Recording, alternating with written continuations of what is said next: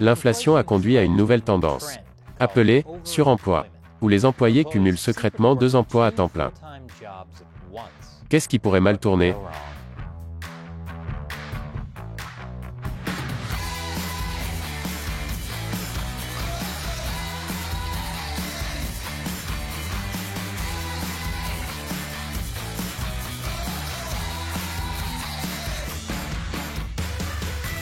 Bienvenue à l'émission Amérique dévoilée, je suis Chris Chappell. Si vous avez regardé cette chaîne dernièrement, vous savez que l'inflation est hors de contrôle. En fait, vous l'avez probablement remarqué si vous avez simplement vécu ces derniers temps. Tout est plus cher. Je suis assez vieux pour me souvenir de l'époque où Subway proposait des sandwichs à 5 $. L'inflation qui les a poussés à arrêter leurs sandwichs à 5 $ est la plus triste histoire de Subway au cours de la dernière décennie. Enfin, la deuxième plus triste. L'inflation fait du mal à la plupart des Américains. Selon LendingTree, 32% des Américains ont eu des retards de paiement au cours des 6 derniers mois. Dans plusieurs régions des États-Unis, les employeurs ont été contraints d'augmenter le salaire minimum. Mais l'inflation reste supérieure aux revenus, ce qui fait que les gens épuisent leur salaire beaucoup plus rapidement. Pour compenser ce phénomène, on assiste à une tendance croissante appelée suremploi. Le suremploi, c'est lorsque les employés occupent secrètement 2 emplois à temps plein simultanément à distance. Pas comme un double emploi, mais les 2 emplois durent 8 heures de temps par jour, sans en informer leur patron.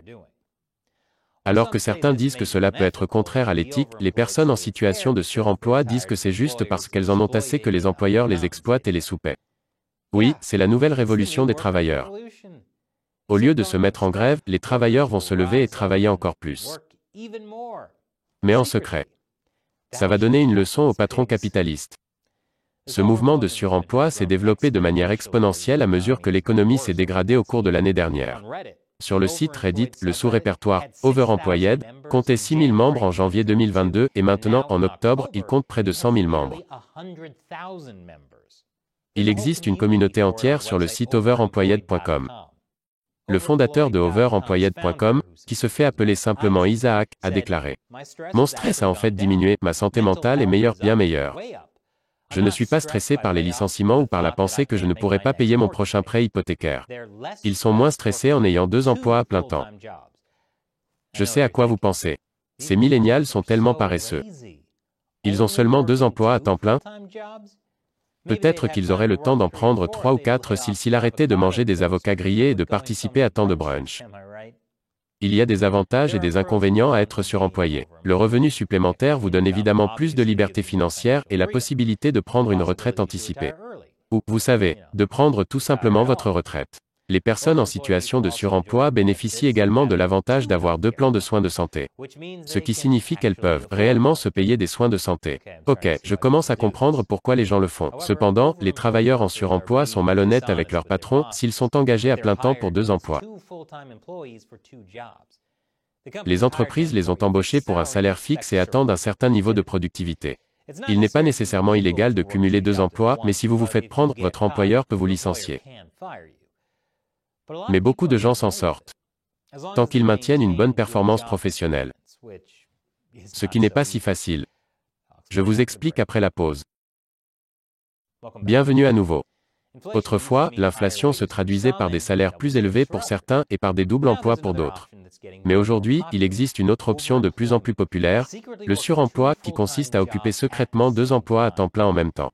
C'est beaucoup plus facile maintenant que la pandémie a rendu plus acceptable le télétravail à domicile. Ce qui semble génial, jusqu'à ce que vous envisagiez ce scénario cauchemardesque. Être sur 2 réunions de travail Zoom différentes en même temps. Ou pire encore, 2 happy hours Zoom différents au même moment. Vous ne pourriez pas me payer assez pour ça. Bien sûr, cumuler 2 emplois à temps plein n'est pas nouveau. J'ai vu des gens le faire dès le début des années 90. Par exemple, l'Undertaker était catcheur. Et croque-mort. Surpris que son patron ne l'ait pas compris. Mais jongler simultanément avec 2 emplois de 8 heures par jour nuirait-il aux performances professionnelles de chacun de ces emplois? Selon une enquête menée par ResumeBuilder.com, l'année dernière, 7 télétravailleurs sur 10 ont plusieurs emplois. Tous ne sont pas considérés comme suremployés. Certains d'entre eux n'exercent leur 2e emploi qu'à temps partiel ou font des heures supplémentaires. Mais environ 17% des télétravailleurs interrogés ont 2 emplois simultanés et travaillent 40 heures ou moins pour les 2 emplois combinés. Ce sont les personnes en situation de suremploi. Parmi les personnes interrogées, 92% déclarent que ce mode de vie leur a permis d'être aussi ou plus productifs. Ce que je peux croire. Après tout, j'ai 2 emplois à temps plein, je présente Amérique dévoilée et Chine non censurée, et il est évident que j'y excelle. Mais tout le monde n'est pas aussi bon que moi dans ce domaine. Bien sûr, je suis mon propre patron, ce qui rend les choses différentes. Ça veut dire que si ma productivité baisse, je devrais me virer moi-même. Quoi qu'il en soit, les personnes qui ont répondu à cette enquête sur le cumul des emplois constituent un groupe auto-sélectionné de personnes qui peuvent le supporter. Ce n'est pas le cas de tout le monde. Et il y a aussi une astuce que certaines personnes suremployées utilisent pour maintenir l'équilibre entre le travail et la vie privée. Ils obtiennent un deuxième emploi de niveau plus bas pour lequel ils sont surqualifiés et qu'ils peuvent occuper plus facilement. En acceptant des postes de niveau inférieur et en aménageant efficacement leurs horaires, les travailleurs peuvent maintenir l'équilibre entre leurs obligations personnelles et professionnelles. Ce qui est génial pour eux, mais pourrait finir par perturber encore plus le marché du travail. Si des personnes surqualifiées squattent ces postes de niveau inférieur, où est-ce que ces individus de niveau inférieur trouveront du travail? Chez Subway? Mais le suremploi n'est pas la seule façon par laquelle la pandémie a perturbé le marché du travail. En fait, nous observons également une tendance opposée chez les travailleurs. La démission silencieuse. La démission silencieuse, c'est essentiellement lorsque vous restez employé, mais que vous ne faites pas plus que ce que l'on attend de vous. Vous faites juste le strict minimum pour vous en sortir. La pratique de la démission silencieuse a explosé en popularité lorsqu'un utilisateur de TikTok a expliqué la philosophie qui la sous-tend dans cette vidéo devenue virale sur la plateforme fin juillet.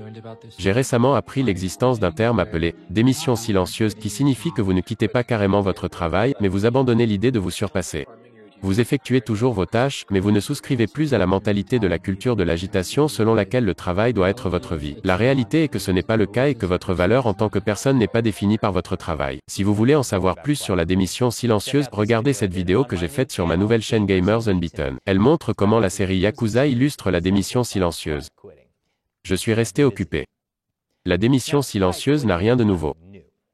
Les gens font le strict minimum pour s'en sortir dans des emplois qu'ils n'aiment pas depuis que les emplois existent.